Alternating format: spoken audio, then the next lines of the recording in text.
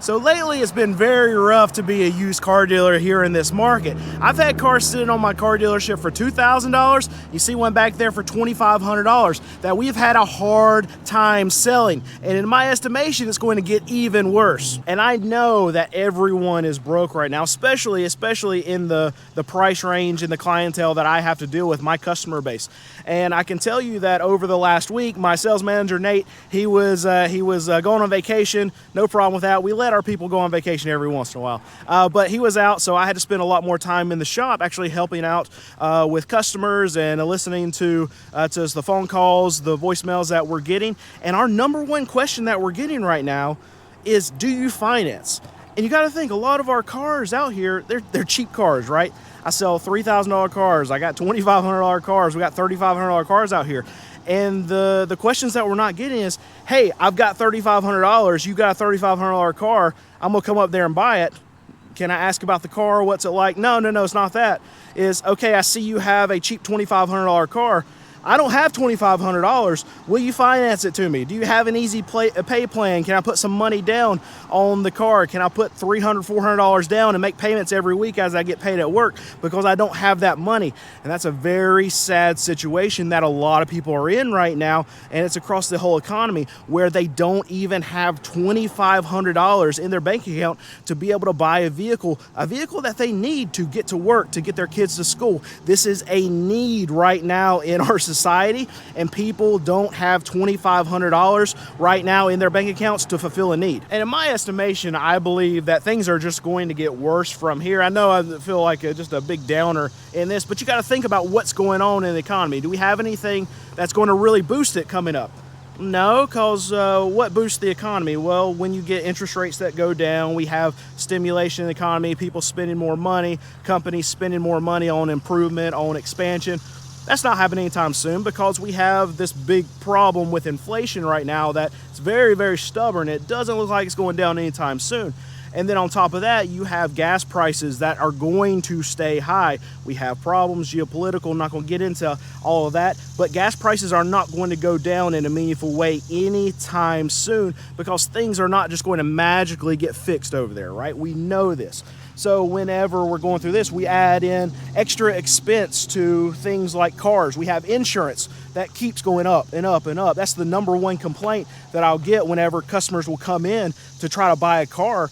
Well, a lot of them don't have insurance when they walk in the door, so for us to actually sell a car to them, they have to get auto insurance before they can actually buy a car from us so we can get it registered for them. And when they're calling, a lot of times we can have sales that just fall through because their insurance is going to cost them $350 a month for one of these cheap cars. Insurance is absolutely insane, and it's a problem that I see on a daily basis here at my car dealership that actually loses us sales because of how insane it can be. And that's not going down anytime soon, right? So we have gas that's weighing on a lot of my customer base. We have insurance that's weighing on a lot of customer base. And I haven't even touched the things that aren't related to cars. Shelter, food, everything has gone up, and it's not going down anytime soon. This is going to be a massive, massive weigh on a lot of the consumers out there. So about a year ago, this wouldn't have been an issue. If we would have had cars out here for $2,000, $2,500,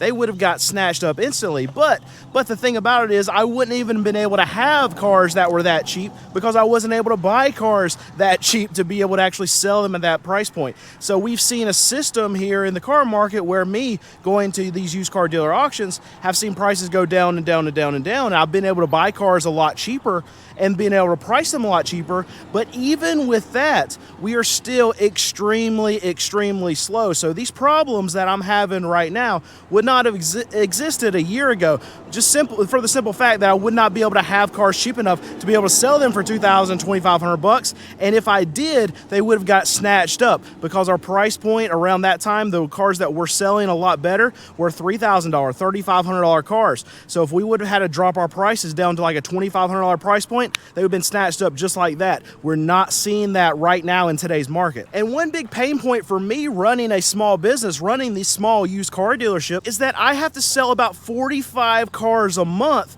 for me just to break even. See, we average about $1,000 a car profit, and my expenses run about $45,000 a month. So when I have to do that, that means what? I've got to sell about 45 cars a month. And yeah, this month we might actually hit that 45 cars. It's going to be a stretch for us to do it, but we still might actually do it. But the problem is I'm actually taking a loss on a lot of cars that we're selling right now. And the simple fact is that I just have to lower my price to be able to get a lot of these cars to a price point where a customer will actually say yes.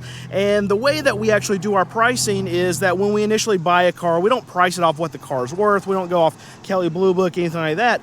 I try to price it off what we actually pay at the auction. So if I'm able to go and buy cars cheaply at the auction, I steal a car at the auction, then my customer is allowed to steal the car at a price point versus what I paid for it. So when we initially price a car, we usually try to price it up $1,300 to $1,500 over what we pay for it. That's a home run for us. A lot of other car dealers, what they do is they want to make $2,000, $2,500. Some make $3,000, $4,000 on their cars. I think that's crazy. I think if we can get $1,300 to $1,500 off a car, that is a home run for us.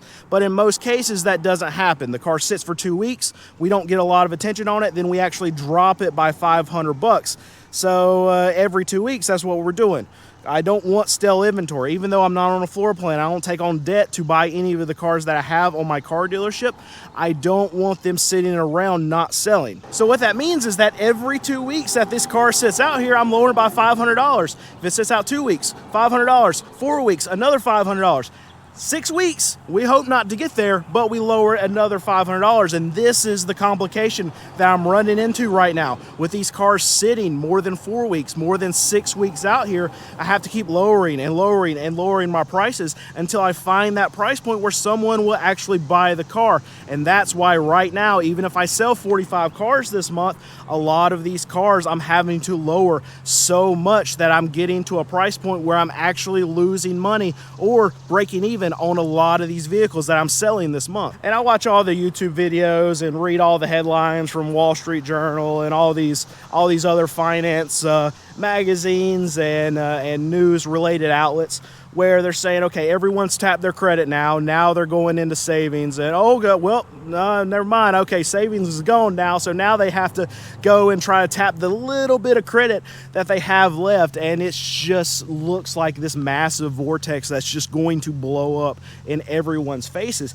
And here's the thing, they can keep spending and spending and spending as long as they have those credit limits, but at some point they're going to max out their credit cards, and then they can't make the actual payments to all these credit bureaus, and then they lose all their credit, and then they just can't spend it all. And then what happens? Well, people stop going to restaurants. They stop buying things that they don't need at Walmart, and then what happens? Well, we have layoffs, and then it's just this ultimate spiral that it looks like we're going on. And Wall Street is completely disconnected from Main Street right now because you've had this AI boom. You've had a lot of these stocks get absolutely hyped up, and it's taken the whole market up.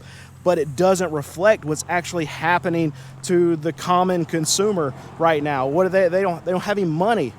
Okay, but they still want to spend it. Okay, well, go to credit cards. They tap out their credit cards, and then they can't spend that anymore. We're just kicking the can down the road, and at some point the can's going to hit a wall. When the can hits a wall, it's going to be really bad. And my customers are the ones that get hit first and are going to get hit the hardest. So this is something that we can take from a car that's sitting on my lot for $2,000 or $2,500 and sitting for a very long time, not getting sold. People just don't have the money. What's my number one question? Do you finance? I don't have $2,000. Can you finance a $2,000 car? No, it's just it's bad. What I will say, the plus side to there's not a lot of plus sides here, but I will say, me personally, me being selfish here for 1 second, the positive to my dealership sucking and the market sucking around this time is that YouTube does well. You guys like to see a dealer suffer, a small used car dealership suffer. We're the enemies, right? Yo, I want to see the demise of the small used car dealer. I get it. I get it. But here's the thing: if you wanna help me out more than just by watching me whine, then you can actually subscribe to this channel. A lot of you might not realize this. You think you're subscribed, but you're not. And I've seen it a lot in the comments that people say, okay, well, I was subscribed, but now I'm not, so I gotta subscribe again. So just double check for me. Helps me out a lot. Hit that subscribe button and make sure you like this video. Now, what I will say is it is summertime, kids out of school, things like that, and we are traditionally here in the car market, me as a small used car dealer, we're traditionally very slow during the summer. So that's not anything that's odd. It's just the way that it's happening. I will tell you, last year, in like a 6-month period over summer when it was hot here in North Carolina, I made $0. Now we broke even for most months. We made a little bit some months, lost a little bit some months. But this month I'm probably going to end up, my guess would be losing like $10,000 to $15,000. That's a lot of money. And that's not something that I can just continue to do month after month after month. And I don't think that that's going to happen. Maybe I'm wrong, but you can continue to watch to see how the market goes and how we're going here. I do think one of our big problems is that we've had this reset in the market as far as like prices and cars that we're able to get and prices coming down, where we have stuff that we've had for 90 days. We've had them for 3, maybe 4 months out here if we've been waiting to work on something, or if we just had something we bought a long time ago, now we have to sell it now. And there's been a repricing. So as the prices have gone down on the wholesale market, as we've been able to buy stuff a lot cheaper, then a lot of that older stuff, I am going to get kicked in the butt on it, right? It's going to happen because I have to reset my prices. A car that was $3,500, 6 months ago, and then I bought it maybe 4 months ago, still having that same kind of mindset. Well, now that same car is either a $3,000, maybe even a $2,500 car in this market. And if that's the case, then yeah, I'm going to lose money on those cars that we've had for a long time. And that's why I am so adamant. I'm so on top of our pricing. And as stuff sits here longer, even though I don't pay interest, I don't have a floor plan, these cars aren't eating anything sitting out here, it's not costing me any extra money, I still don't want to have stale inventory because the car market is so volatile, especially right now, and it moves so much, either up or down. And in my estimation, it's going to continue to move down in a big way on the wholesale level. Retail, you might not see it all that much unless you're looking at a dealership like mine.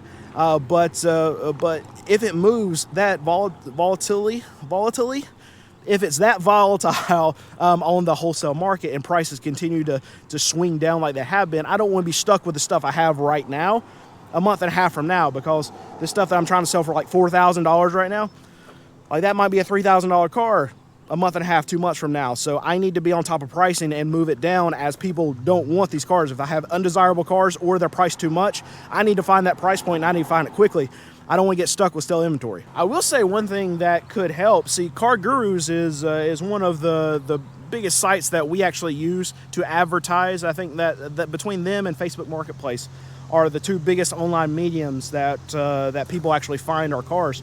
And what they have just done is, because the FTC has sent out a bunch of letters threatening a lot of dealerships to actually disclose their fees, Car Gurus has done something very similar. They didn't have to, because they're not connected to this. If there's advertising problems where dealers don't disclose their fees, it's not going to fall on Car Gurus because they're not the ones actually selling the cars. It's going to fall on the dealerships. But Car Gurus has now said that if you don't disclose your fees on their site, then you could actually be, basically what they're saying is blacklisted. They give you a 0 rating, and your cars get moved all the way down to the bottom of the list. Basically blacklisted from their site. So all of these dealers now, used car dealers just like myself, we're going to have to list every single fee that's associated with that car. And if we don't, we're going to get blacklisted. So this is going to help someone like me because we don't have any fees. I don't have a freaking dock fee. So all these dealers that are around me that may be selling stuff that's around my price, usually they're a little bit higher, but on top of that, they're going to have to list their $299, their $399 dock fee. So they're going to get even more expensive when consumers are going online to Car Gurus to try to figure out what they're going to spend on a car and what place is going to offer them the best value for their money. So that helps a dealer like me, and hopefully that's going to push a lot more sales towards my dealership, just because we don't have any of this BS fees.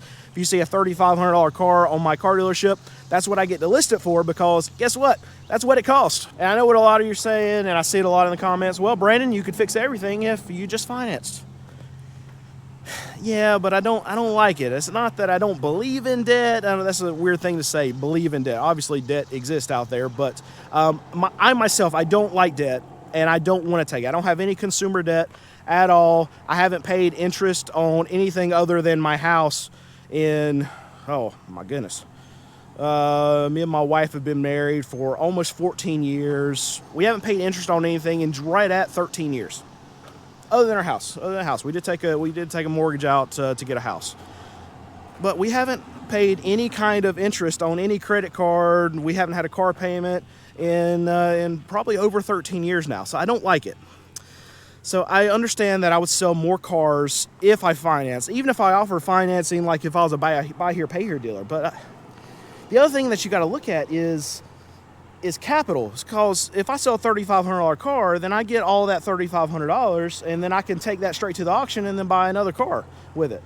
If I would finance, then I would get what, $799 down, and then get the rest of the money over payments, and that capital would not be replenished instantly where I could go ahead and buy more cars.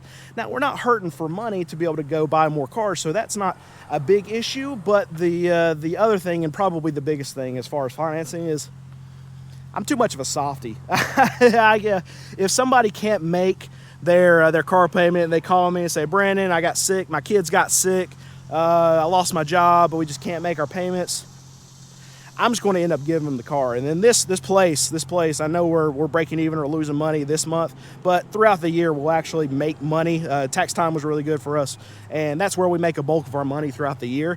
But if I started repoing cars, or the not repoing cars, put it that way, and just giving people their cars when they give me some sob story, it just turned into some massive nonprofit organization that I would just hemorrhage money, and I just don't have the heart for it. I can't take a car away from somebody. So if I ever would have to go that route where people just can't pay cash for cars ever again and they have to get a loan for it, and I understand what a lot of you are saying. They signed up for it, they knew exactly what they're getting into. If they can't make the payment, they gotta lose their car. I understand, and I agree with that completely. If I put my name on a contract, say I'm gonna do something, I'm gonna do it. And if I can't do it, then I need to have the consequences associated with that contract.